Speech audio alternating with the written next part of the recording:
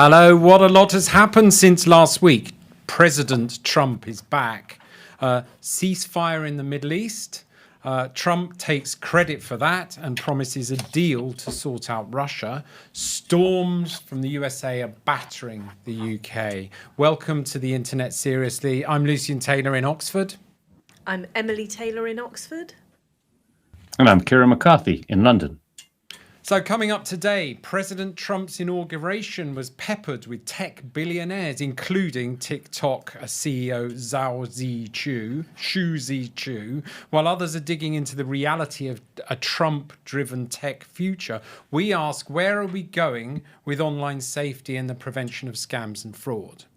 Second article, last week our special guest Irene Levitt consigned the language of JavaScript into the Tech Room 101, apparently supported by several of our own team. Today we dig further into that thinking.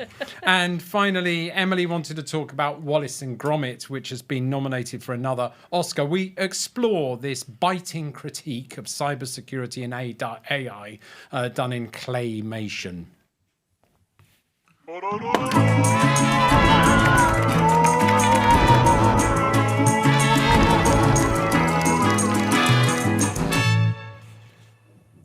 Before all of that, let us know. Please follow us, comment in the comments below, and please subscribe to this channel. We need you and we love you. So, Emily, President Trump's inauguration was peppered with tech billionaires. As Trump says himself and is boasting at the moment, everyone wants to love me now. Has he defeated?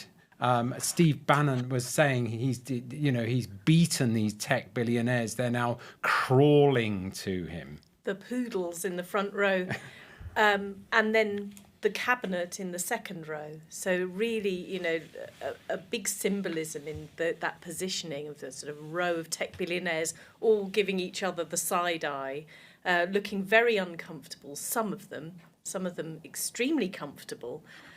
Yes, I think this week, the last 2 weeks, and in a way the election has been all about tech. And it would be quite interesting to reflect on what's happened with TikTok over the last week. We've had, I think, since the last podcast, we had the Supreme Court ruling. So we've moved from a position of TikTok being a case for national security. So we need to, as far as the lawmakers are concerned, and let's be clear, we've been talking about the lawmakers, the Supreme Court, these 80-year-old guys, and if you go and talk to them about anything to do with tech, they go, oh that's horrible, ban it. And then you actually say, well, no, actually everybody is doing that everywhere all the time. You've had this case. Kieran, would you agree that TikTok is too dangerous for everybody to use, so you've got to take it out?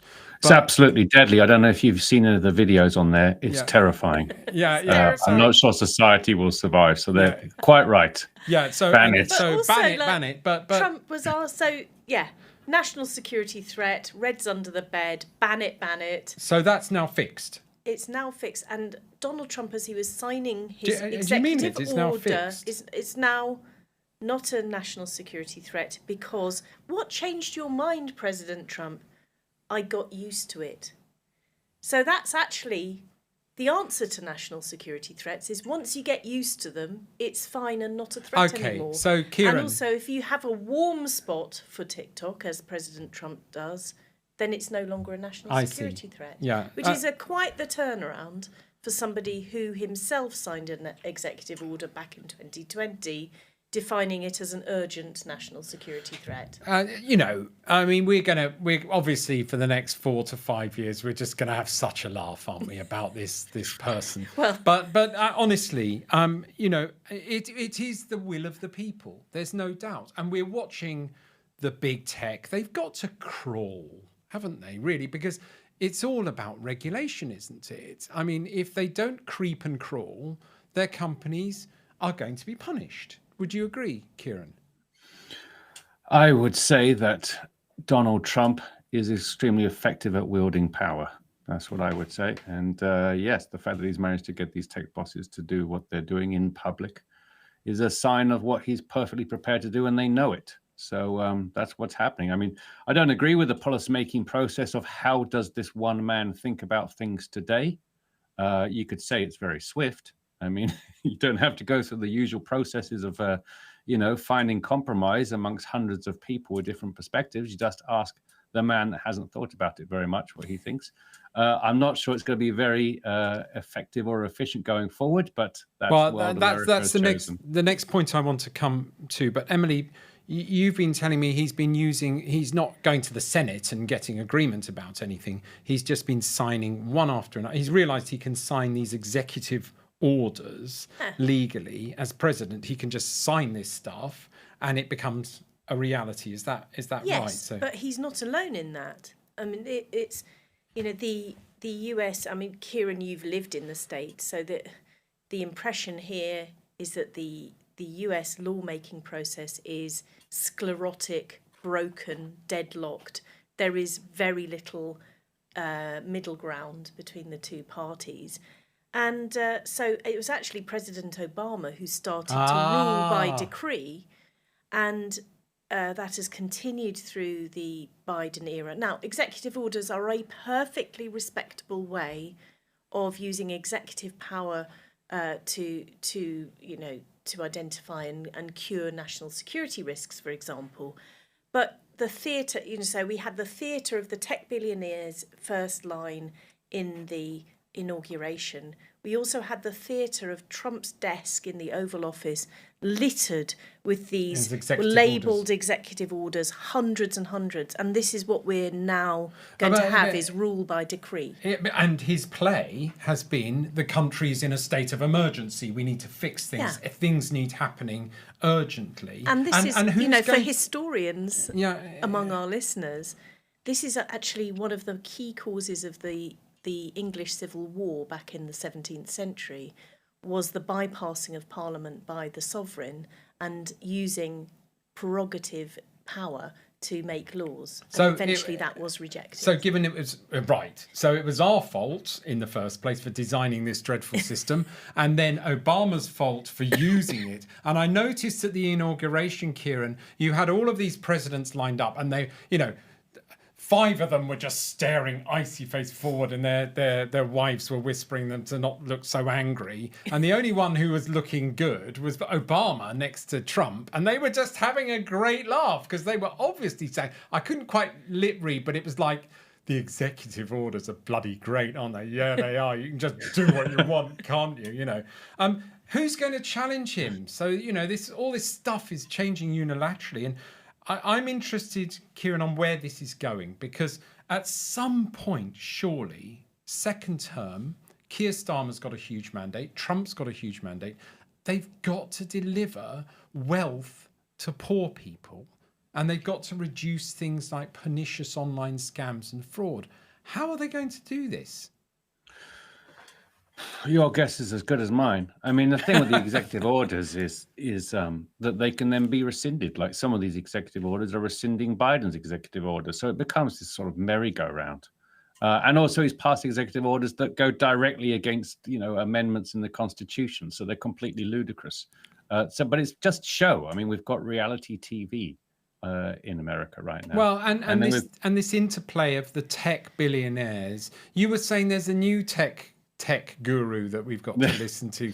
Earlier today. So we've got the UK version, which is like the slightly smaller, less consequential version of America's loving tech bosses, and that's the Competition and Markets Authority. They've got a new interim chair, and he's an ex-Amazon boss. What? Ooh, so that's unusual, he took isn't over. It?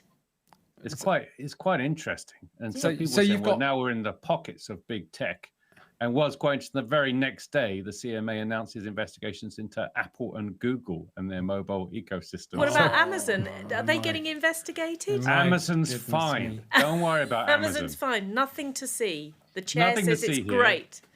I think one person in charge, people get to decide now. That's what happens. You get the top job and you decide how the world is. I think what I'm interested in. So we've got Trump, who's now sort of making friends with the kind of continuing his friendship with Russia. He sounds a bit cross with Putin today because yesterday Putin didn't agree to end the war, and now Trump's talking about holding back on deals. It's all about business and deals. You've got him showing warmth towards China, threatening war against Europe. Where is Europe going to move next? Europe is holding itself up as the regulator of the internet, the safer internet, dealing with online harms.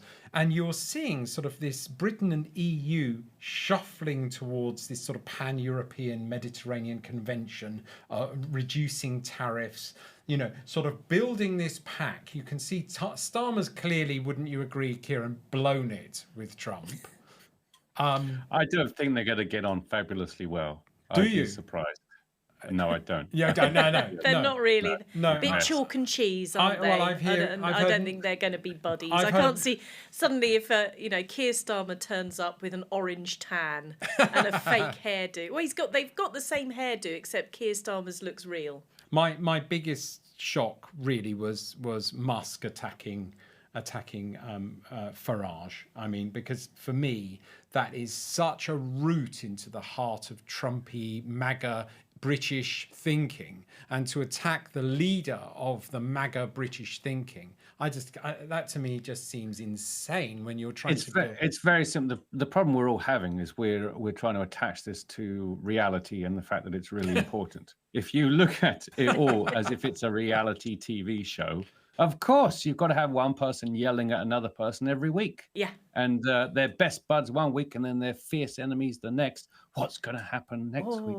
And maybe we'll have a Farage-Musk cage fight. Right. Yeah. So you have a lot of victim drama triangle happening here. A victim, and Europe, whether it's UK and Europe parent, where is Europe Wow, heading I think with Europe's this? in trouble because alongside all the tech billionaires queuing up to worship at the altar of Trump, you've also got all of the right-wing EU member state leaders there as well, desperate to pose with him, whether it's the Italian leader, Hungary, but there's been a wave of elections in EU member states which are really rejecting the EU. So the chance of the EU coming up as a strong force to counter Trump, I think, is really low. There is regulation, so we'll see. And maybe we'll be banning the big platforms for various things in Europe. We'll have to watch this space. Now it's time for our Guilty Pleasure Online.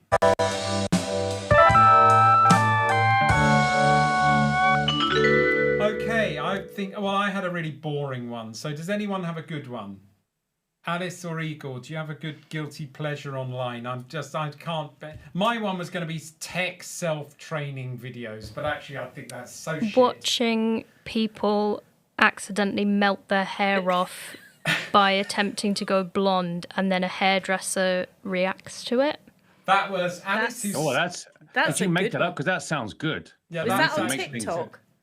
TikTok, YouTube, anywhere you look, Rednote, there's Alice? people melting their hair off. I haven't checked Rednote, but I'm sure it's so are they beautiful. Are the hairdressers are they compassionate or are they jeering? Or are they just sad? It depends. They are sad at the lack of advice being followed. The mistakes. They clarify the mistakes that have been made with a sense of sympathy, but also horror. It's quite remarkable. Just to fill in my hairdresser, when I went to the hairdresser after the pandemic, she said, "We have had so much love since we reopened." And she said people came in terrible states. Somebody had tried to do their own highlights with a comb and a bottle of bleach and just looked like a leopard. Everybody learned that hairdressing's not that easy. No, it's not that easy. Who cut your hair during the Did you go Tony Blair during the pandemic? I must say this is becoming slightly surreal. Did you do a home job? But, that's part of our job is to go from tech to the surreal. I want to know how Kieran cut his hair during the pandemic.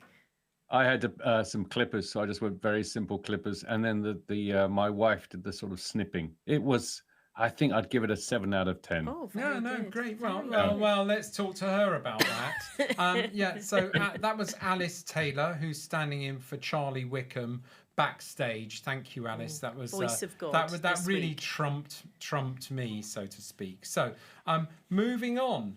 Last week, our guest. I keep getting his Erin Leverett.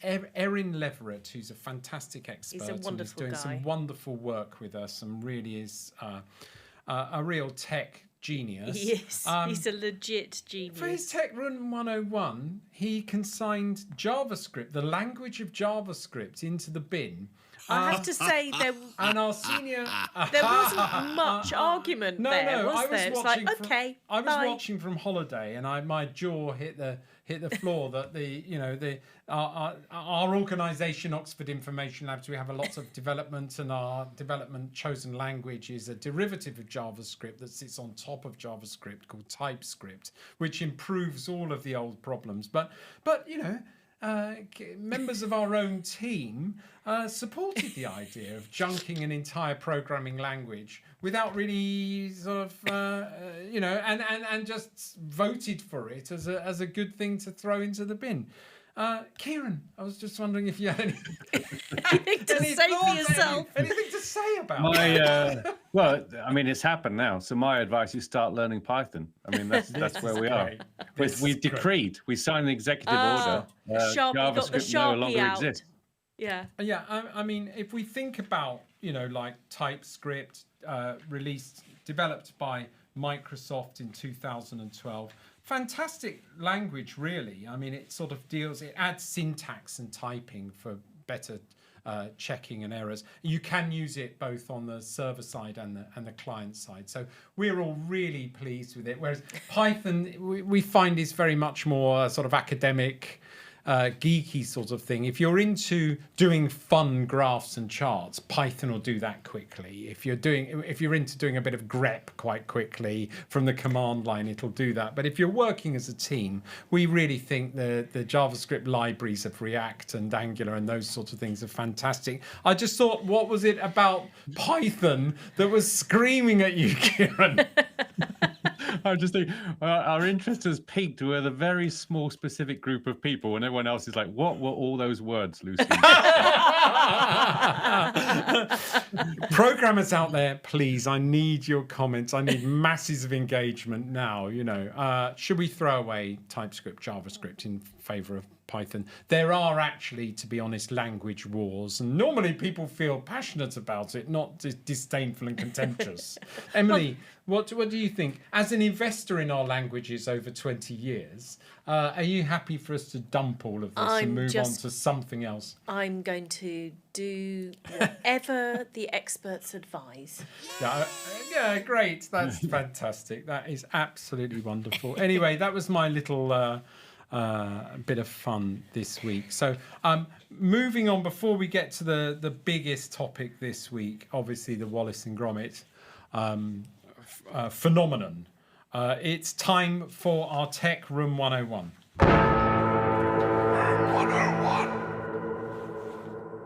I'm going to get this one. I think I've said it before, and it was something I was talking about with Alice about the generational gap of the internet, where we're interested in the technology and how that divorces younger people from boomers. The societal aspects of it, how you can't talk to people anymore, and the trade aspects of it, how much benefits you have if you can use the internet versus the old boomers who go down to a corner shop and buy something. And for me, where all of that sort of comes into one is the horror of the self-service checkout that's kind of emerging in many shops, where you're going into this. For a start, the customer service is, no, you've got it wrong. Yeah, that's right. The customer service begins with, no, you're not doing it right. And it's also all designed for, you are a shoplifter. Yes. I've got your number, mate. Yes. You haven't weighed your plastic bag. You haven't done this right. You haven't done that. Now, what I do in Marks and Spencer's, because one manager told me once, and I'm lucky. I can afford to buy some things in Marks and Spencer's. Other shops will only have self-checkout tills, and I will avoid those like the plague. I go into Marks and Spencer's where they've got one, and I queue up there with 3 other people with a trolley, and they're like, the self-service till's open. I'm like, no, I'm staying here. What? Why? I'll help you. No, you won't. It never works. No, you just have to know what you're doing. No, I'm a programmer. I know it never works. Whenever I've gone into any shop ever and used the self-service, it has always broken. Because I regard, like, if you put a bottle of wine there and it goes red light and you need somebody else, it's broken. It's not fit for purpose. So Yeah. But I'm thinking about the other aspects of it, like for your mother, say, who had a terrible experience in a shop. She was just humiliated in a shop, because she made a mistake with the self-service checkout, and she was just like really rudely and loudly denounced as a thief in the middle of Waitrose. You're kidding me. Your mum. Yeah. Your mum. My mum, Oh if my she found God. something, That is appalling. this is somebody who went to her car one time, realised that she hadn't paid for something, went back into the shop and paid for it and Yes, stuff. yes, This yeah. is the sort of person here. Wealthy and conscientious. Yeah, and she got muddled up with the self-service checkout and then was rounded on by a staff member and loudly humiliated. It's not even computer says no anymore, is it? It's computer says you're nicked. You're nicked. So Yeah. so taking You don't follow it exactly. taking You're in all trouble. of these 3 dimensions, and we haven't talked about the societal, but you've got this trade, right, which is now mediated by internet technology and online technology. You've got this technology that's not fit for purpose. It's designed for criminals, not for customer service. Probably using JavaScript for all we know. And I won't even tell you about what I saw in Lidl yesterday with a poor woman running after her kid, and she'd actually abandoned a till session and was being treated like a shoplifter. She was actually looking after the safety of her child. And then you've got the societal things where Marks and Spencer's checkout people were trained to talk to people who had been trapped in their homes and isolated, and you needed that sense of conversation. I think that is disappearing. Well, I think our social world, it is like the Matrix. Our social world is becoming silent because actually all the interesting things are happening on our phone. And we're all sitting there's a book, isn't there, called Alone Together. And we're all just alone together in silence on our phones. So are we what's the vote here? Should we pull out JavaScript? It absolutely has to go in. You know why? Because it's just bad tech. Yeah. So if you've ever gone to a Uniqlo, they have good tech and they have these RFID tags on their clothes. You stick them in a bag, you stick the bag in their thing, and it just says, oh, you've got this, and this. Perfect. This is how much it is. Yeah. Wow. None of this self-scanning rubbish. They've used technology that works. Now that's Japanese. Nice. Is that Japanese or Chinese? I just want to know whether I could go in there or not. Is it safe or unsafe? Is it a national security threat, Kieran? The Uniqlo checkout this week, system. it's not a security threat. Tune in next Is that week to because find you out got if it used is. to it? Moving on. Yeah, once you Wallace and feel Gromit. good about it, it's fine. We're running out of time. We need to get on Okay. to Wallace and Gromit, our claymation heroes. The focus is away from who's the evil one. Feathers McGraw. Well, there is a Feathers McGraw cybersecurity aspect. Well, so we're moving away from traditional crime, Yes. espionage, hiding, picking train on people, sets. train There was something sets. about a train set. in Just the being first one. evil. Bloody terrifying. Now, I heard that they wanted to animate 50 Feathers McGraws. It cost too much. It was too difficult animating all of them. So they just made one really evil Feathers McGraw. So Feathers McGraw now is teched up. Yeah. And it sounds like the tech is pretty good, Kieran. You're quite a big fan of AI. Feathers is attacking Wallace and Gromit with AI. Yeah, I recall watching this during Christmas. Well, I mean, it's Wallace and Gromit, so it's thoroughly enjoyable. Follows the same sort of approach, and he basically hacks into this new robot that they've created, and then multiple robots that are originally designed, I think, for cutting yards or sort of doing gardening, and they all turn into monsters, and they all go to break him out. Yeah. And it is, of course, terrific. It was So brilliant. here are the tech heroes with their glasses on. So But it's so also- basically, it's an Internet of Things point as well, because Feathers is actually exploiting vulnerabilities in hacking into those things. Yeah, he hacks into the network. Yes, they So are really Internet serious- of Things, so they have crap cybersecurity. I mean, this is a Poor really password fantastic management. critique of modern technology. There's also some fantastic AI points, like the opening scene is Gromit's beautiful garden, which looks like the Garden of Eden. It is colourful, it's unique, it's wonderful. And then Norbot, the AI garden gnome, is introduced. And his training data is every episode of DIY Garden Squad. So he's perfect. I've got 15 more minutes to do this garden. And then it comes to this this topiary heaven, and then it pans out, drone shot up, and every garden is exactly the same. But Kieran, more seriously, And we visited, everyone is lovely.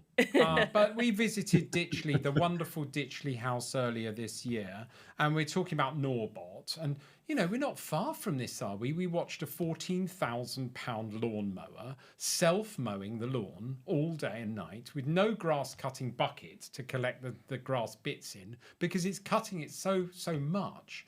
And I actually felt ridiculously emotional about this lawnmower, and in the And that would rapidly change if they said, "All right, you go mow it."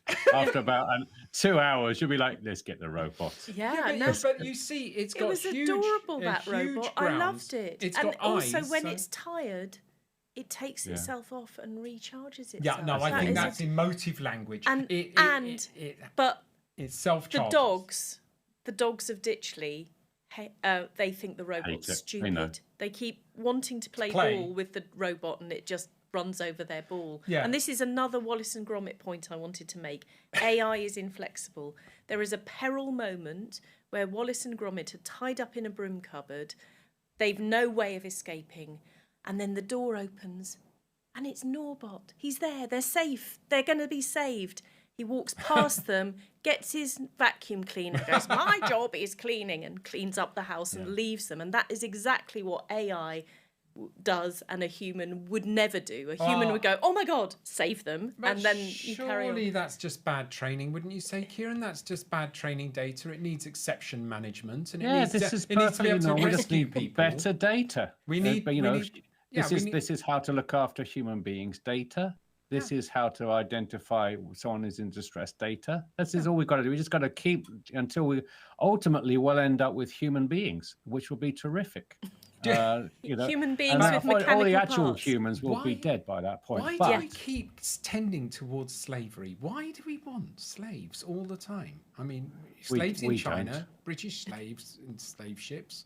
We just want, now we want to turn our robots into slaves. Do we really think Maybe there'll we be want no to comeback turn from ourselves into Anyway, human slaves. We've in had a enough robot of this. nation. This is becoming three-dimensionally strange. Wallace and Gromit AI. Today we have been discussing President Trump's inauguration, peppered with tech billionaires. Last week our guest consigned JavaScript into the Tech Room 101, and that's not been defended at all today. And Wallace and Gromit we've been exploring their critique of cybersecurity and AI done in claymation. Before we finally finish, do we have a comment of the week? We do. Alice Taylor, please So give this us the is comment of the from week. our TikTok account. So this was about the pending at the time TikTok ban. I was told since TikTok came out it was a Chinese app, and as soon as they tried to ban it was only when I found out it was made by a Singapore man. The propaganda was strong with this one. Robin, Emily, thank you very that's much. Robin9. Robin9, thank you very much for your comment. And you're quite right that the chief executive of TikTok in the US is a Singaporean person. However, the parent company ByteDance is a ByteDance. Chinese company. But I agree with you that the propaganda around the national security threat posed by TikTok is very strong. It's one of those really insidious arguments that's hard to push back on, because the threat is obviously real. The risk is obviously real. It's just that there's not really much evidence to support it. What's been really interesting to me is the way that young people have just completely rejected that whole narrative, and they're like, screw you, TikTok's fun, I'm carrying on. And Trump, to his credit, I don't give him credit for much, understands this and has capitalised on it.